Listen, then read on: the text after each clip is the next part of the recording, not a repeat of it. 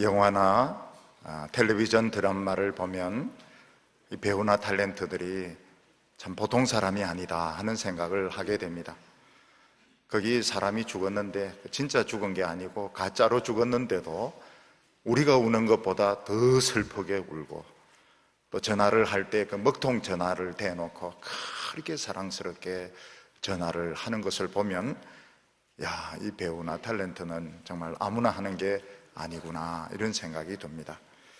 그래서 우리가 보면 드라마가 오늘 우리가 사는 현실보다 더 현실적으로 보이고, 또 영화가 오늘 우리가 사는 이 세상보다 더 아름답게 보이게 되는 것입니다. 근데 실제로 드라마를 찍고 또 영화 촬영하는 데 가보면 정말 천하의 재미없는 것이 드라마를 찍고 영화를 촬영하는 장면인 것을 볼 수 있습니다. 보면 배우들이 똑같은 동작을 여러 번 반복하는데 보면 천하의 재미가 없고 정말 시시한 것이 영화를 찍고 드라마를 찍는 것인데, 이걸 이제 편집을 해가지고 뒤에 음악을 깔고 조명빨이 비치니까 더 현실적으로 너무너무 아름답게 보이는 것입니다. 만약 영화나 드라마에서 이 뒤에 있는 배경음악을 없애버리고 조명을 없애버리면 진짜 현실이 되는데, 정말 재미가 없는, 어느 누구도 봐주지 않는 드라마, 영화가 되는 것입니다.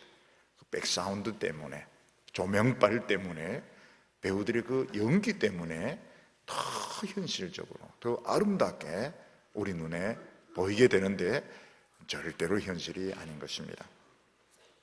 우리 학생들이나 우리 부인들 중에서 기차를 타고 여행을 할 때 종착역이 없이 그냥 무한적으로 기차가 갔으면 좋겠다, 그런 생각을 할 때가 있습니다.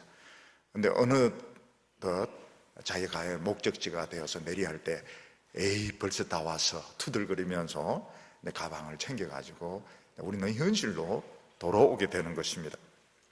외국의 청년이나 청소년들 중에서 이 게임에 중독이 된 사람들은 게임에는 너무 사람을 쉽게 죽이고 또 너무 이 성추행을 쉽게 하기 때문에 현실과 또 이런 게임을 구별하지 못해서 사람에게 테러를 행하고 또 성적인 범죄를 저지르면서 큰 이런 사회적인 무리를 일으키는 것을 볼 수 있습니다. 이거는 현실이 아니다, 이거는 게임이다, 이건 조작된 것이다, 이걸 생각을 해야 되는데 그런 생각을 할 능력이 없는 것입니다.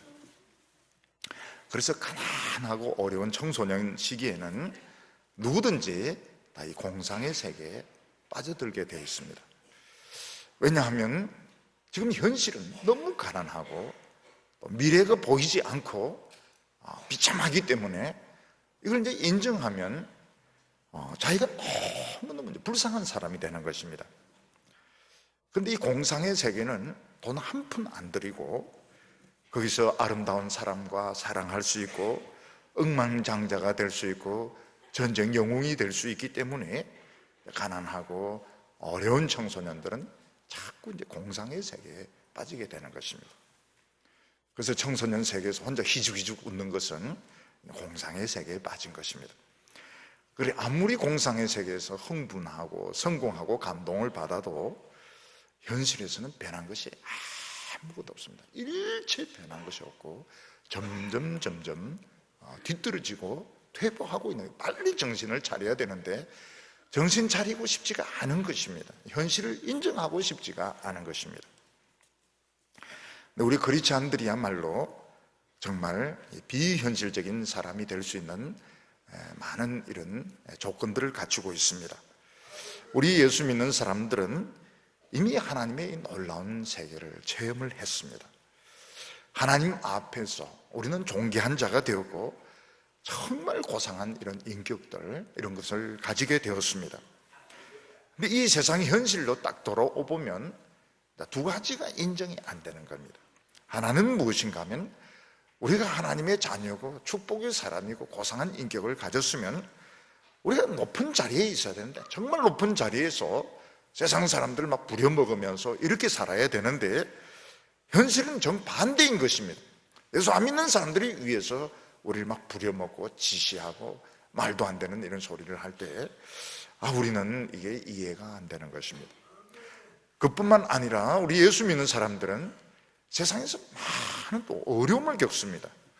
경제적으로 어려움을 겪기도 하고, 또 질병 때문에 어려움을 겪기도 하고, 또 성질 나쁜 사람에게도 막 고통을 받기도 하는데, 나는 왜 이렇게 고통을 이렇게 많이 받아야 될까? 왜 이렇게 병으로 고생을 많이 해야 될까? 나는 왜 금전적으로 늘 어려워야 될까? 하나는 세상적인 이런 낮은 신분, 낮은 위치가 잘 인정이 되지 않고, 또 하나는 왜 나는 이렇게 고통을 많이 받아야 될까? 왜 나에게는 이런 어려움이 많이 올까? 이 두 가지가 잘 용납이 되지 않는 것입니다.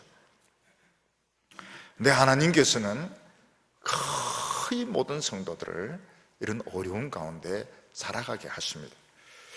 우리가 그 이유를 다 알 수는 없지만 하나님께서는 우리에게 이게 꼭 필요하기 때문에 우리에게 이 어려움을 겪게 하시고, 하나님은 절대로 우리가 이 어려운 현실에 비참해지거나 자신감을 잃거나 그냥 우리 공상에 빠지거나 현실 도피적이 되거나 이런 걸 원치를 않고, 하나님은 우리가 이런 불같은 어려움을 통해서 하나님의 최고로 멋진 걸작품들, 천사보다 더 멋진 이런 모습으로 나타나기를 원하시는 것입니다.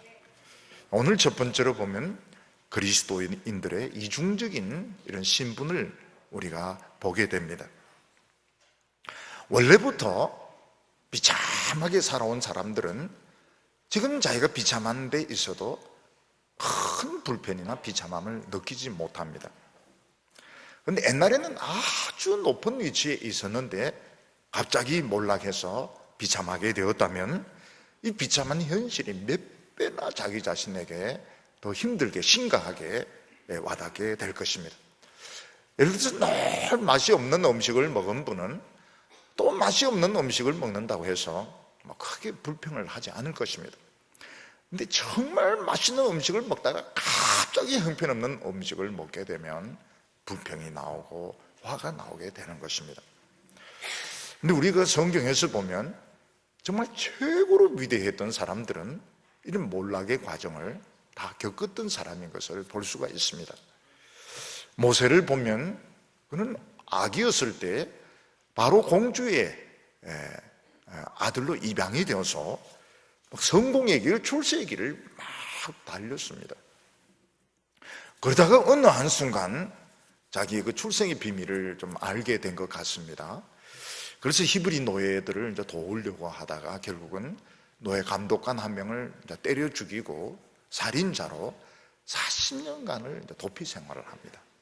잘 나가다가 인생이 몰락을 한 것입니다. 다윗 같은 경우에도 골리앗이라는 그 블레셋 장수를 물배돌로 쳐 죽이고 영웅이 됩니다. 왕의 사위가 되고 군대에서 아주 높은 지위를 가지게 되는데 어느 날 사울 왕의 시기심을 받아서 강제 이혼당하고 직책 다 박탈당하고 반역자로 도망을 다니게 되는 것입니다.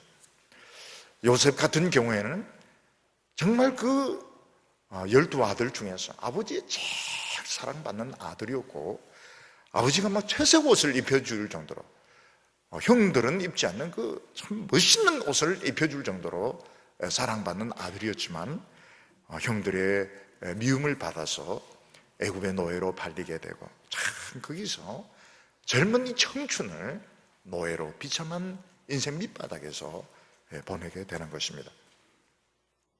우리 예수 믿는 사람들은 예수 믿으면서 옛날에 그 죄인의 인격, 죄인의 신분 다 세탁이 되고 지극히 높으신 하나님의 자녀의 이런 축복들, 이런 은혜들을 경험하는 사람입니다.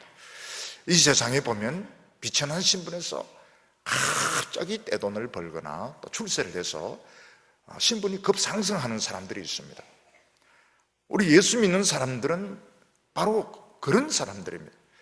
자신의 그 정체성도 모르고 막 방황하면서 살다가 예수 믿으면서 신분이 급상승을 하는 이런 사람들인 것입니다. 그런데 문제는 우리가 그렇게 축복을 받고 하나님의 사랑을 받았으면 우리는 그 자리에 그냥 계속 있어야 되는데 우리가 현실로 또 돌아와 보면 여전히 가난하고 비천하고 미래가 불투명한 이런 여러 가지 어려운 가운데 우리는 또 살아야 되는 것입니다. 특히 이 베드로의 편지를 받아보는 많은 크리스찬들 중에서는 노예의 신분이라든지 또는 아주 낮은 이런 신분에 있는 사람들이 많이 있었습니다.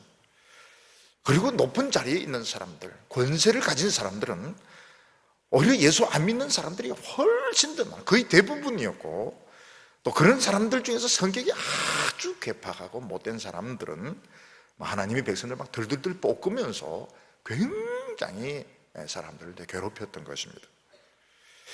우리는 하나님 앞에서 체험하는 이 놀라운 신앙의 세계와 또 하루하루를 견뎌내야 되는 이런 불신앙의 현실을 우리는 어떻게 받아들여야 될 것인가 하는 것입니다. 오늘 18절 말씀을 보면 사환들아 범사에 두려워함으로 주인들에게 순종하되 선하고 관용하는 자에게만 아니라 또 까다로운 자에게도 그리하라 이렇게 말했습니다. 왜 하나님께서는 우리를 사랑하신다고 하시고 또 예배 때 기도를 통해서 말할 수 없는 그 영광과 은혜를 체험하게 하시면서 또 이 현실 가운데는 왜 또 그렇게 어렵게 가난으로 질병으로 어렵게 살게 하시는지 우리가 이해가 잘 안 될 때가 많이 있습니다. 근데 최근에 우리가 이제 이 사회에서 이런 그 땅콩 무슨 사건 이런 것을 이제 경험하면서 우리가 조금씩 이제 뭔가 감을 잡기 시작했습니다. 저희 집에서도 땅콩을 먹을 때마다 요게 우리 사회를 그렇게 시끄럽게 만들었구나 이러면 제 아내는 점잖게 요게 아니고 마카다미아입니다 이러면서 수정을 이렇게 하는 것을 볼 수 있습니다. 옛날에는 부모가 귀족이고 돈이 많아서 공주처럼 살고 또 왕자처럼 살고 또 내가 돈이 많고 지위가 높기 때문에 돈 없는 사람들 막 명령을 하고 무릎 꿇치고 야단을 치고 그걸 다 당연하게 생각을 했습니다. 그런데 이제는 세상이 변해서 그런 것을 용납을 하지 않게 되고 굉장히 좋지 못한 눈으로 부모가 돈이 많아서 버릇없이 굴고 이런 것을 굉장히 이제 좋지 못하는 이런 눈으로 보는데 세상이 그렇게 변한 것입니다. 그러면서 무슨 이야기를 하는가 하면 외국 기업은 그렇게 안 한다. 외국 기업은 이런 아주 이 기업의 이런 경영자의 자녀들도 다른 직원들과 똑같이 밑바닥에서 다 고생을 하면서 경영이나 기술을 배우게 하고 그 중에서 정말 똑똑한 사람 이제 골라가지고 경영자로 세우는 것을 바람직한 것으로 그런 식으로 사람들은 이제 인식을 하고 있는 것입니다. 마찬가지로 우리가 하나님의 은혜를 체험했고 우리가 하나님 말씀으로 은혜 받았다고 해서 바로 높은 지위에 올라가면 매일 땅콩을 까먹으면서 정말 세상 사람들과 다를 바가 없는 정말 천박한 부자, 천박한 지식인, 정말 눈꼴 사나워서 볼 수 없는 그런 귀족 행세를 할 것입니다. 근데 하나님께서는 우리가 예수 믿고 그렇게 존귀한 자가 되었지만 세상 사람들과 똑같은 위치, 오히려 세상 사람들 더 못한 위치에서 눈물의 빵을 먹게 만들고 구박이란 구박은 다 당하면서 사람들에게 이제 섬기는 법부터 배우게 하시는 겁니다. 영원히 땅콩을 못 먹도록 그렇게 만드시는 것입니다. 여기 보면 사환들아 이렇게 말하고 있는데 사환들은 정말 그냥 잔심부름을 하는 그런 사람들을 말합니다. 이 사환은 노예일 수도 있지만 노예가 아닐 수도 있습니다. 그냥 잡심부름을 하는 그런 나이 어린 이런 심부름꾼인데 주인 중에서 관대하고 인격이 갖추어진 사람은 그래도 인격적으로 대해주지만 아주 그 성격이 좀 못됐고 변덕스럽고 까다로운 사람은 막 야단을 치고 인격적인 모욕을 주고 발로 차고 막 때리면서 그러면서 이제 일을 시켜먹는 것입니다.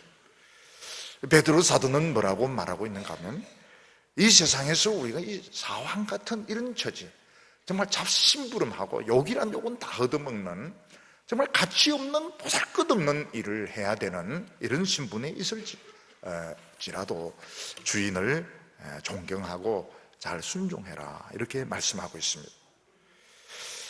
여기서 우리가 아무리 내가 성령을 체험하고 정말 말씀으로 존귀한 자가 되었다 하더라도 우리가 이 내가 처한 현실을 인정하는 것이 굉장히 중요한 것입니다. 만약 우리가 이 현실로 인정하지 않고 자꾸 영적인 세계, 자꾸 이런 말씀의 세계, 이런 것만 자꾸 생각하고 집착한다면 다른 사람들이 그런 사람 이해를 못할 것입니다. 이 사람은 분명히 사환인데 심부름 시키면 심부름은 안 하고 사탄아 나가라 뭐 이렇게 하고 불법의 세력들아, 독사의 자식들아 뭐 이렇게 이야기하면 이건 미쳤나, 이 정신병자냐, 이 과대망상증 환자가 아니냐, 그래서 더 싫어하고 막 기피를 하게 됩니다. 주인도 이 사환 이거 잘못 골랐구나, 당장 쫓아내든지 더욱 미워하고 더욱 싫어하는 이런 사람이 되는 것입니다. 근데 우리가 아무리 하나님의 은혜를 받고 기도를 뜨겁게 하고 이래도 현실을 잘 인정하면 사람들이 안심을 하게 됩니다. 이놈이 제정신이구나, 이놈 미친놈은 최소한도 미친놈은 아니고 말은 통하는구나. 그래서 일단은 안심을 하게 됩니다. 근데 우리가 왜 이 현실을 현실로 인정 못하느냐 하면, 인정하면 나는 영원히 그런 사람이 되어버린다. 내가 사환이다, 내가 정서하는 사람이다, 내가 뭐 이런 남의 이런 일을 거들어주는 사람이다, 이렇게 인정을 하면 나는 영원히 거기서 벗어나지 못할 거라는 이런 불안함, 두려움을 우리 모두가 다 가지고 있는 것입니다. 우리는 신데렐라가 되어서 어느 날 화려하게 나타나야 되는데, 어떤 사람이 자고 일어나니까 유명해졌더라, 그런 말처럼 유명해지고 싶은데 내가 사환이라는 걸 인정하고 내가 비천한 신분이라는 걸 인정하면 나는 막 그런 사람이 되는 것이 아닐까, 이런 불안, 두려움을 가지고 있는 것입니다. 그런데 하나님은 절대로 그런 생각하지 말라고 말씀하고 있습니다. 우리가 현실을 현실로 인정할 때 거기서부터 하나님의 역사가 나타나게 됩니다. 만약 우리가 공중에 붕 떠 있으면 물론 하나님께서도 역사하시고 지금 공중에 떠 있는 것도 하나님의 뜻이지만 이 세상에서 하나님의 뜻이 역사가 이루어지지 않습니다. 내가 현실을 현실로 인정하고 받아들일 때 그때부터 하나님은 이 세상에서 나를 위해서 일을 하기 시작하는 것입니다.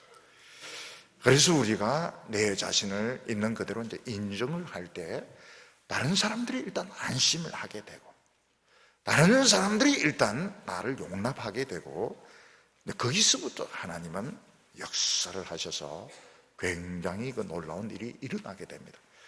그래서 우리 성도들은 할 수 있으면 이 과대망상증, 할 수 있으면 이런 공상의 세계에 빠지지 말고 좀 비천해지고, 좀 지금 당장은 불만이지만 현실을 인정하고 받아들이는 거기서부터 하나님의 역사는 시작이 되게 되는 것입니다. 왜 하나님께서는 아예 천국의 비밀 축복을 경험하지 못하게 하셨으면 우리는 괜찮습니다. 예배 드리면서 찬송하면서 설교 말씀 드리면서 그 하늘의 영광과 축복들 경험하게 해놓고 또 현실에 가면 또 아무것도 아닌 이런 이 두 가지 세계를 왜 하나님은 경험하게 하시는가? 하나님께서 제일 중요하게 생각하는 것이 하나가 겸손해지는 것입니다. 또 하나는 하나님 앞에서 정직해지는 것입니다. 이 두 가지가 이 세상에서는 제일 어렵습니다. 이 세상에서 겸손한다고 해서 알아주는 사람 한 명도 없습니다. 오히려 오만하고 그만한 사람을 더 알아주지 겸손한 사람은 아무도 알아주지 않고 막 짓밟습니다. 무시하고 업신여깁니다. 그리고 이 세상에서 정직해봐야 덕볼 거 하나도 없습니다. 덕볼 게 없어요. 그런데 하나님 앞에서는 이 두 가지가 최고로 중요합니다. 왜 하나님은 우리에게 겸손을 원하시는가? 하나님 자신이 겸손하시기 때문입니다. 그래서 오만하고 막 잘난 체한 사람은 하나님하고 안 맞습니다. 체질이 우리하고도 안 맞지만 하나님하고도 체질이 안 맞. 아무리 뭐 신학을 많이 연구하고 아무리 열정적인 뭐 선교를 하고 이런다도 하나님하고 안 맞아요. 오만하고 막 그만한 이런 사람하고는 일단 하나님하고 성격 자체가 안 맞습니다. 그래서 제일 위대한 사람이 누구냐? 제일 큰 사람이 누구냐? 있어도 없는 것 같고 없어도 있는 것 같은 그 겸손한 사람이 큰 인물인 것입니다. 그래서 예수님께서는 뭐라고 말씀하셨는가 하면 하나님 앞에서 그 작아지는 것이 커지는 거라고, 위대한 거라고 말했습니다.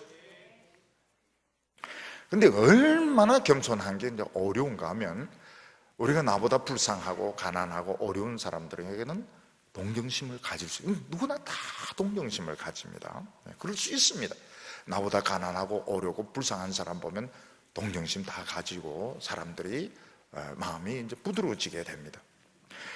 또 정말 존경스러운 사람, 정말 실력이 있고 훌륭한 사람 앞에서는 누구든지 존경할 수 있습니다. 그런데 인격적으로 정말 제대로 대해 먹지도 못했고 그리고 뭐 다른 사람들 막 잡아먹을 것처럼 막 달달달달 볶고 막 이런 사람 보면, 못살게 구는 사람 보면 정말 순종할 마음이 생기지 않습니다. 그런 사람 순종할 가치가 없고 그런 사람은 정말 막 한 번 되받아쳐서 막 싸우고 싶고 반항하고 싶고 망신을 주고 싶은, 요게 겸손의 테스트인 것입니다. 오만하고 잘난 체하고 남을 업신여기는 사람 앞에 그렇습니다. 겸손할 수 있는 것이 이게 진짜 겸손인 것입니다. 근데 사람들은 그렇게 하지 않습니다. 그런 사람 보면 막 반발심이 일어나서 막 반항하고 싶고 막 싸우고 싶고 복수하고 싶고 이런데, 하나님은 내 전 인격을 테스트를 하는 것입니다. 오만한 사람을 통해서, 잘난 체하는 사람을 통해서, 정말 인정머리 없는 이런 사람을 통해서 내 인격을 좀 테스트하는데, 거기에 합격한 사람이 진짜 합격한 사람입니다. 진짜 합격한 사람입니다. 그래서 오만한 사람 딱 이렇게 보면 뭘 생각해야 됩니까? 이 기말고사구나, 이렇게 생각해야 되는 겁니다. 기말고사구나, 정신을 반짝 차리세요. 수능이구나, 수능 100일 전, 50일 전 이러면서, 그래서 반항하지 않도록, 혈기 부리지 않도록. 그러면 너무 비참해지는 거 아니냐. 우리는 그러면 간도 없고 그럼 썰개도 없는 사람인가, 자존심도 없는 사람인가. 놀랍게도 교인들 중에서 썰개가 없는 분들이 계세요. 썰개를 떼내가지고 이런 설교들은 막 가슴이 아픕니다. 내가 썰개가 없는데 설교에서도 썰개가 없다고 말하는구나. 절대로 비참해지지 않습니다. 비참해지지 않습니다. 왜 그런가 하면 그 비참한 가운데서 오만하고 막 그런 사람 가운데서 참 싸우지 않고 이렇게 하면 막 속이 펄펄 끓습니다. 그리고 막 굉장히 막 자기가 막 비급해지는 것 같고 이런데, 그렇지가 않습니다. 안에 불이 일어나게 되는데, 이거는 분노의 불, 복수의 불이 아니고 기도의 불, 성령의 불, 소망의 불이 막 일어나게 되는 것입니다. 굉장히 중요한 테스트입니다. 그래서 예수님께서는 계속 이야기하시기를 악한 자를 이기려고 하지 마라. 이 테스트인 것입니다. 그래서 로마서 5장 5절을 보면 소망이 우리를 부끄럽게 하지 아니함은 우리에게 주신 성령으로 말미암아 하나님의 사랑이 우리 마음에 부음받는다, 이렇게 말하고 있습니다. 참 놀라운 것이 이 세상에 성공하신 분들, 높은 자리에 있고 돈이 있고 권력이 있고 갖출 건 다 갖춘 분들에게서 불이 없는 겁니다. 모든 거 다 가지고 있는데 불이 없어요. 사랑이 없습니다. 사랑이 오고 자신의 그 가치를 모르고 그냥 닥치는 대로 막 살아가는 걸 보게 됩니다. 근데 예수 믿는 사람들이 이런 테스트, 이런 겸손의 테스트를 통과하면 어떻게 됩니까? 불이 있는데 도덕관이 분명합니다. 분명. 요즘은 보면 도덕관이란 게 없지 않습니까? 도덕관, 윤리관 이런 게 없지 않습니까? 그냥 안 들키면 그냥 다 되는 겁니다. 다 용납이 되는 겁니다. 들키면 재수가 없는 거예요. 근데 굉장히 분명한 도덕관, 기준을 가지고 있고 아주 높은 자존감을 가지고 있고 아주 진실한데 속에 이런 그 불이 있는 것입니다.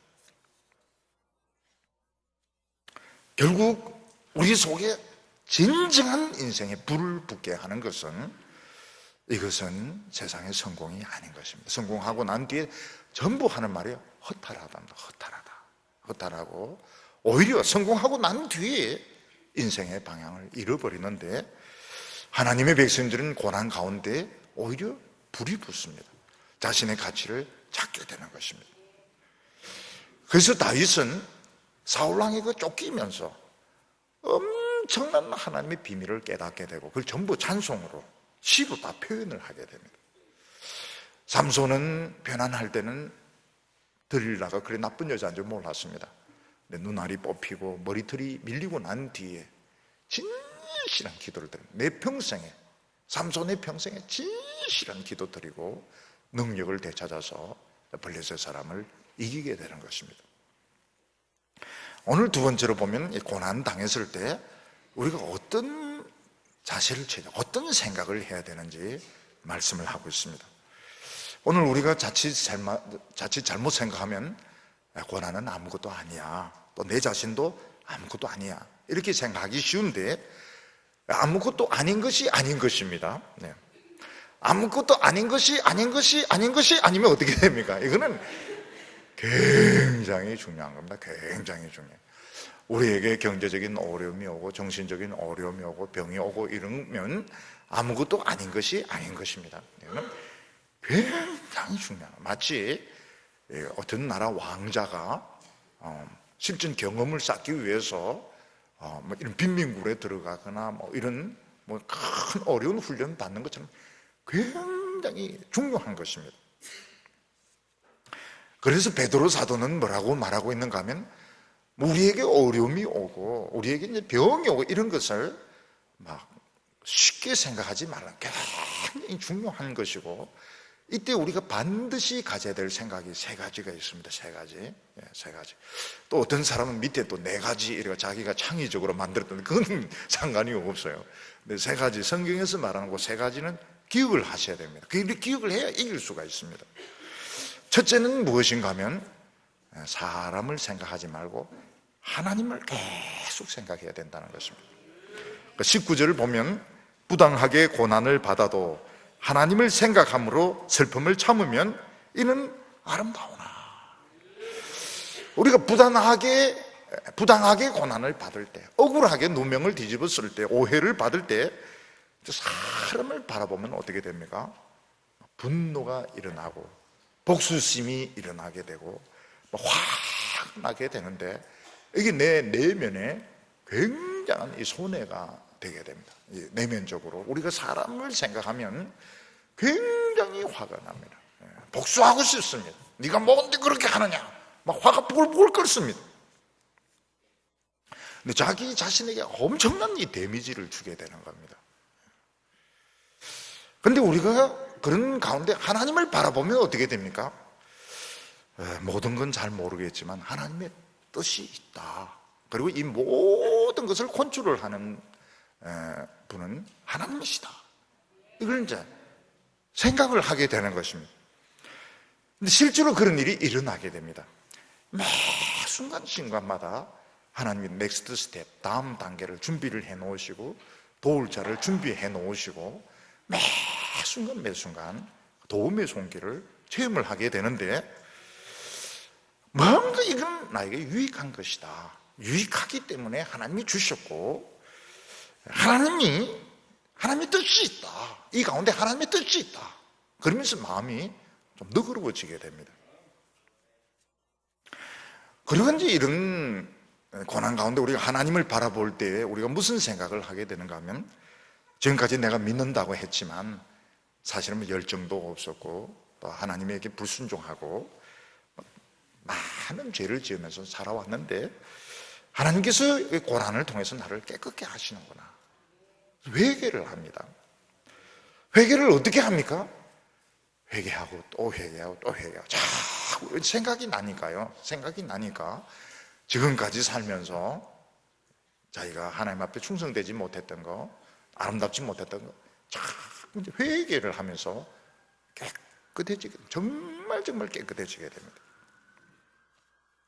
만약 우리가 돈으로 많은 어려움을 겪고 병으로 어려움을 겪는다 하더라도 마음이 깨끗해질 수 있다면 이건 굉장히 잘하는 것입니다. 우리 하나님의 백성들에게 있어서 정말 고난 중에서 이렇게 회개하고 또 회개하고 또 회개하고 정말 마음이 깨끗해질 수 있다면 이건 정말 좋은 것입니다. 좋은 것입니다.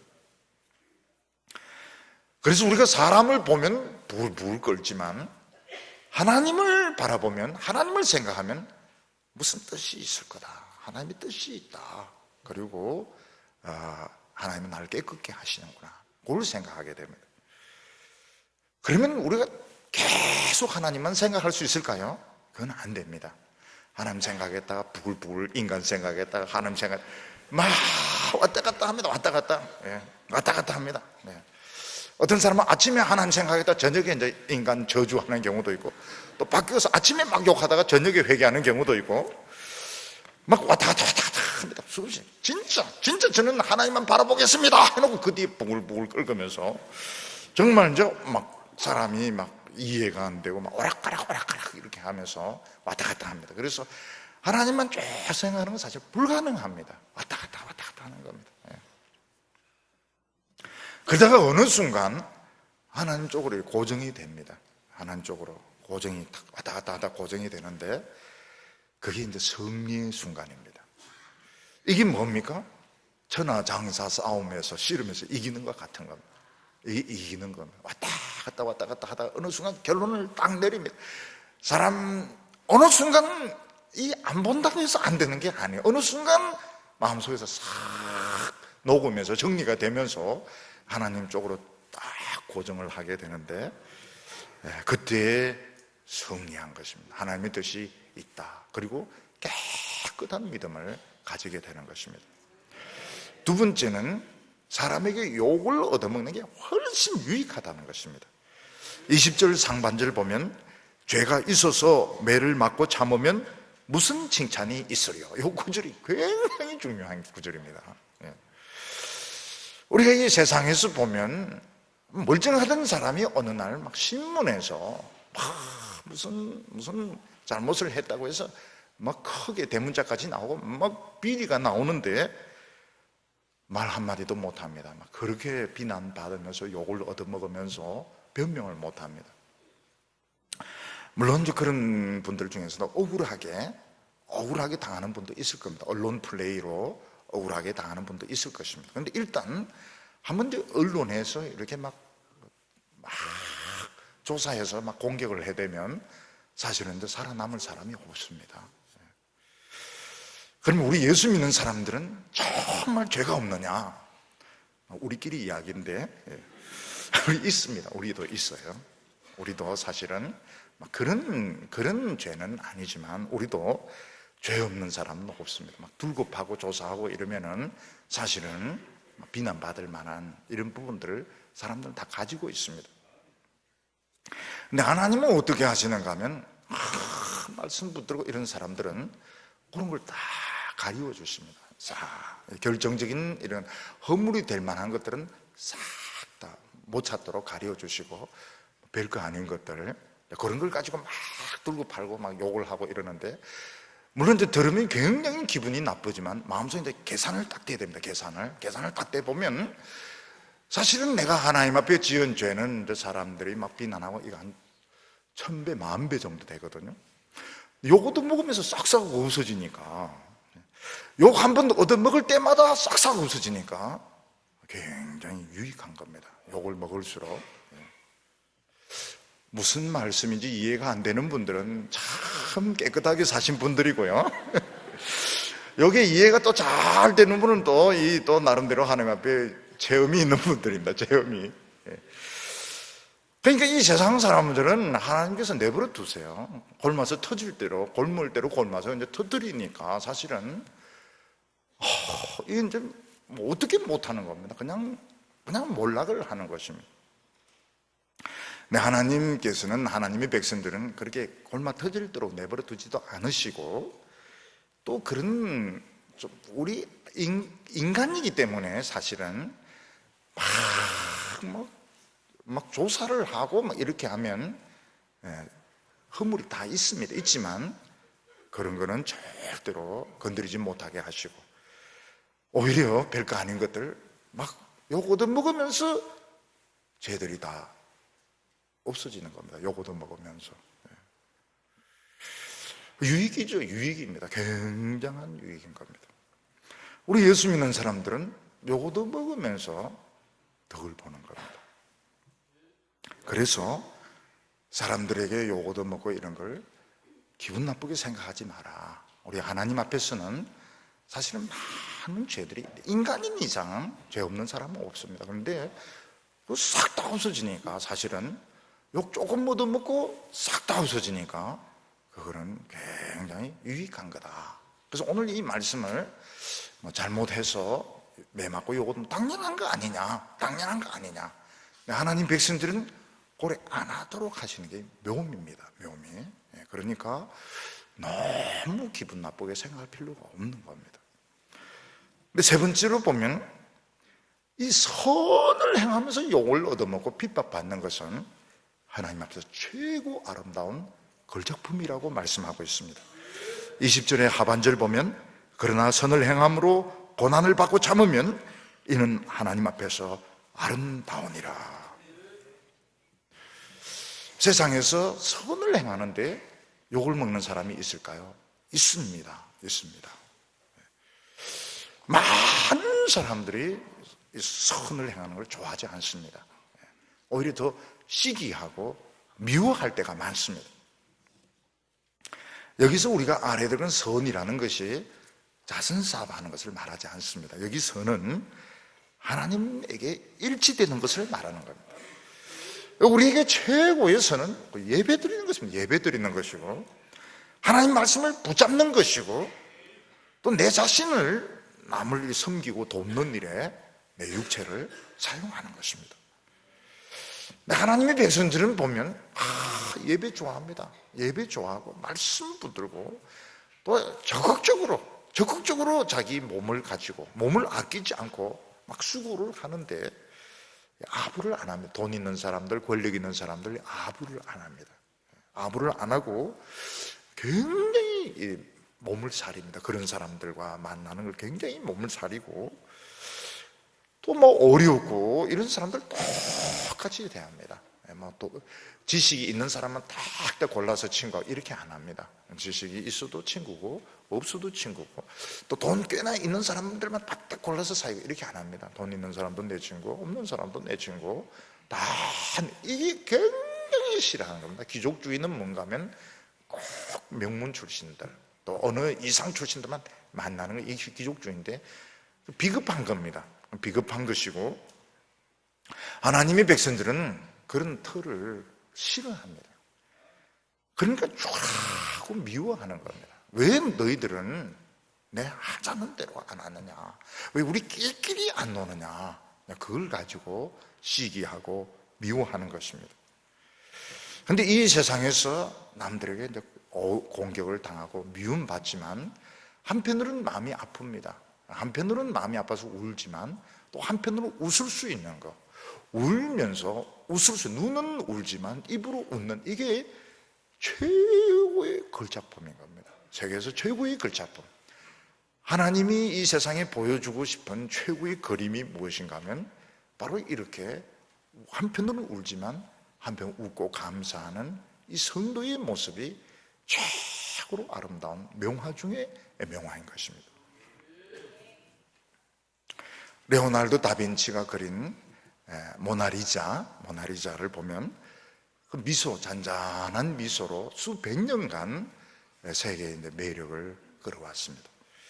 이 모나리자가 시기를 많이 당했습니다. 그래서 어떤 사람은 페인트 스프레이로 막 거기 X자 칼로 긋기도 하고 도난을 당하기도 하고, 모나리자가 환난을 많이 겪었는데도 여전히 이래 웃으면서 최고의 루브르 박물관에 있는 모나리자, 저는 거기는 못 봤습니다. 못 봤는데 그 시카고에 있는 이제 이런 뮤지엄에 가가지고 그 그림, 우리가 미술 책에서 보던 그 그림, 숨이 탁 막히는 것 같아요. 그 색깔, 그 아름다움, 그걸 보니까 그냥 그림책에서 볼 때는 잘 못 느꼈는데 그 그림을 그 유리 처리도 안 하고 눈앞에 딱 보는데 숨이 막 딱 멎는, 이야, 진짜 명화는 이 명화구나.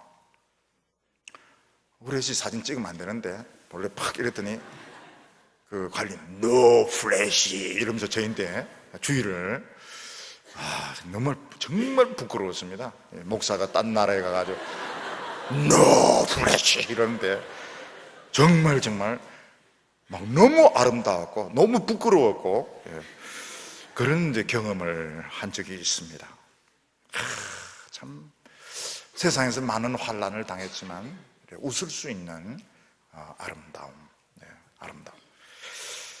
하나님 앞에 최고의 천사보다도, 어떤 천사도 둘 중에 하나죠. 웃으면 웃고 막 말면 말고 이런데 최고의 작품, 웃으면서 미소 지을 수 있는, 여기 하나님 앞에서 아름다우니 선을 행하면서 고통을 받는 것은 아름답다.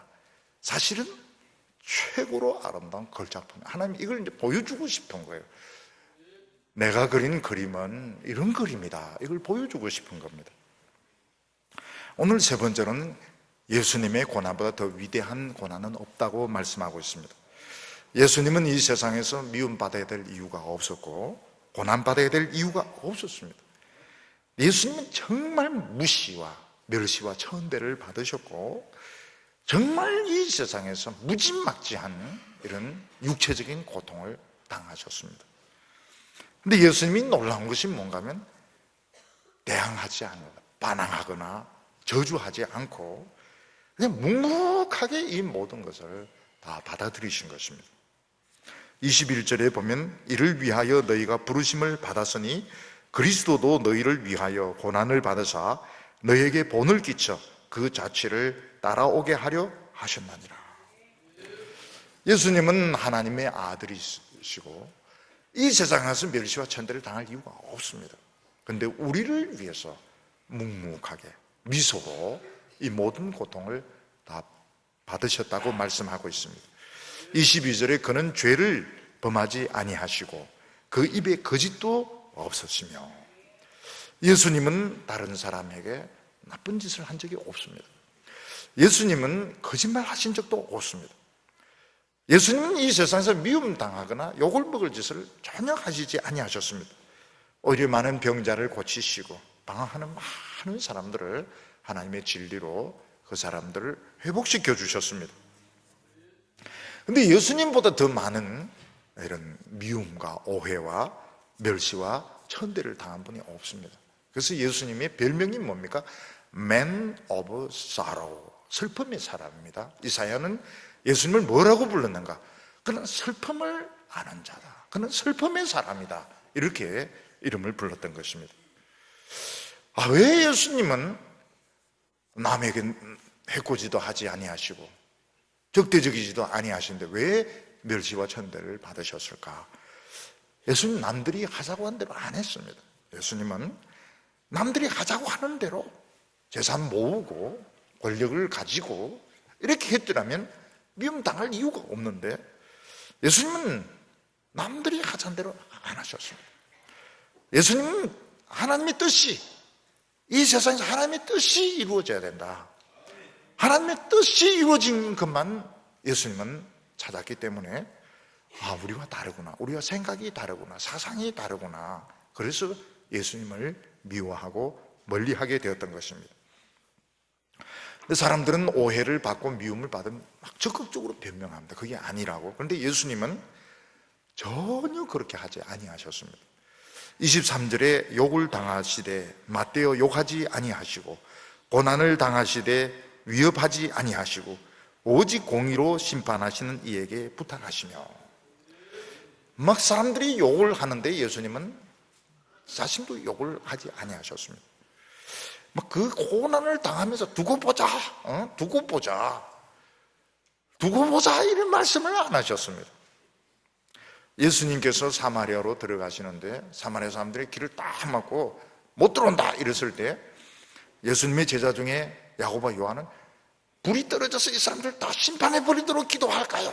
이러니까 예수님께서 책망하시면서 예수님 그냥 물러나셨습니다. 예수님이 십자가 위에서 이제 못 박혀서 6시간 계시다가 숨을 거두시는데 제자들은 예수님 내려올 줄 알았습니다. 하나님의 아들이 어떻게 죽을 수 있습니까? 좀 달려있다가 내려오실 거다. 근데 진짜 안 내려왔습니다.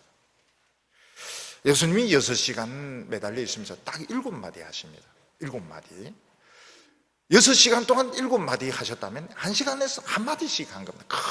거의 말씀을 안 하신 것입니다. 그 중에 보면 저들의 죄를 용서해달라 이런 말이 있습니다. 저들의 죄를 용서해 주십시오. 내 영혼을 아버지 손에 부탁하나이다. 나의 하나님 어찌하여 나를 버리십니까? 6시간 동안에 7마디 하십니다. 거의 아무 말씀 안 하신 것과 똑같아요. 우리 같으면 6시간 되면 한 6만 마디 정도 막 욕이란 욕, 저주란 저주, 막 브라질부터 시작해가지고 막 욕을 막 퍼볼 건데 예수님은 그 말씀을 안 하세요. 말씀을 일체 말씀을 안 하십니다. 예수님은 제자들에게 뭐라고 하면 하늘의 천사들 12개 부대가 지금 딱 대기 중에 있다고요. 대기 중에 있다. 그래도 그렇게 하면 하나님의 뜻이 이루어지지 않는다 이렇게 말씀하시면서 그 모든 이런 고난과 고통을 다 당했던 것입니다. 그리고 우리가 이 예수님의 생애를 보면 너무 어리석고 미련하고 바보 같다는 생각이 듭니다. 바보다. 예수님 정말 바보 같아. 예수님이 이 생애를 보면 너무 미련하신 것 같고 너무 이 바보 같은 이런 생각이 듭니다. 근데 예수님은 자기 자신이 하나님께 온전히 바쳐지기를 원했습니다. 옛날에 구약시대 때 하나님께 바치는 제물은 다 조용한 짐승들이었습니다. 양이나 소는 막 소리를 지르고 발악하고 이런 짐승들이 아니에요. 묵묵하게 죽는 짐승들이었습니다. 만약 개나 돼지를 제물로 바치려면 개 한 마리 잡으려면 온 동네가 시끄러워. 돼지는 마찬가지. 돼지는 막 온 이스라엘이 시끄러울 겁니다. 근데 예수님은 묵묵하게 모든 것을 다 하나님께 맡기고 하나님의 말씀에 자신의 감정, 의지, 혈기를 다 순종시켜서 마지막 죽음을 통과를 하십니다. 그때 예수님이 사망을 이깁니다. 사망의 문 빗장을 부숴버립니다. 죄를 부숴버립니다. 죄의 세력을 부숴버립니다. 그리고 하늘문을 여는데 성공을 하시는 겁니다. 24절에 보면 친히 나무에 달려 그 몸으로 우리 죄를 담당하셨으니 이는 우리로 죄에 대하여 죽고 의에 대하여 살게 하려 하심이라. 예수님이 십자가 위에서 그렇게 고통받으면서 죽으신 것은 우리 모두 새 인생을 살도록 하기 위한 것입니다. 우리는 지금 다 새 인생입니다. 새 인생. 우린 날마다 새로운 인생입니다. 지나간 것에 너무 연연해할 필요가 없습니다. 우리는 새 인생입니다. 새 겁니다. 새 거. 우리는 헌 게 아니고 새 겁니다. 그가 채찍에 맞음으로 우리가 나음을 입었도다. 예수님 막 채찍에 맞을 때마다 우리 안에 있는 암덩어리, 결핵, 우리 속에 있는 심장병 이런 것들이 막 치료가 되게 되었던 것입니다. 그리고 우리는 더 이상 맞을 게 없습니다. 이미 예수님이 다 맞으셨기 때문에 우리 이상 더 이상 맞을 게 없습니다. 우리는 당당한 것입니다. 25절에 보면 너희는 전에는 양과 같이 길을 잃었더니 이제는 너희 영혼의 목자와 감독 되신 이에게로 돌아왔느니라. 전에는 우리가 뭡니까? 길 잃은 양이었습니다. 비가 오면 비를 쫄딱 맞고 개에게 물어뜯기고 이리에게 물어뜯기고 굶주려서 내일 어떻게 될지 모르는 길 잃은 주인 없는 양이 더러운 냄새가 나고 온몸에 가시에 찔리고 들개에게 물어뜯겨서 상처투성이로. 근데 우리 주님이 가시에 찔리면서 부상을 입으면서 절벽 밑에까지 와서 웅덩이 밑에까지 와서 우리를 이제 건져내신 것입니다. 그래서 우리를 씻겨주시고 상처를 다 치유해 주셔서 우리는 아주 진짜 흠도 없는 티도 없는 이런 양이 된 겁니다. 지금 하나님 앞에서 제일 아름답고 안전한 양이 된 것입니다. 옛날에는 우리가 전쟁으로 부모 잃은 과와 같았고 우리는 정말 돌아다니는 이런 거지 같은 이런 사람이었습니다. 우리는 상처투성이었고 사람에게 욕을 얻어먹으면 어느 누구에게도 환영받지 못하는 사람이었습니다. 근데 예수님께서 상처를 입으시고 죽으심으로 우리는 당당하게 하나님께 돌아와서 깨끗한 옷을 입고 그 모든 상처를 치료받고 우리는 너무 아름다운 하나님의 축복의 자녀가 된 것입니다. 그런데 왜 우리는 또 고난을 받아야 됩니까? 누군가 또 방황하는 사람을 살리려고 하시는 것입니다. 그래서 우리 성도님들 중에서 몸이 아플 때마다 경제적으로 고난을 받을 때마다 뭘 생각해야 됩니까? 누군가가 살아나고 있다. 누군가가 웅덩이에서 누군가가 그 절벽 끝에서 죽어가는 상태에서 구원을 받고 있다. 그걸 생각하시기 바랍니다. 우리 성도님들이 막 아파할 때마다 예수님께서 다 치료하셨는데 왜 우리가 또 아파야 되지? 그때 누군가를 예수님은 또 살리고 계시고 건져내고 계신 것입니다. 그래서 고난당하는 모습이 우리의 실체가 아닙니다. 우리의 실체가 아닙니다. 이거는 공상도 아닙니다.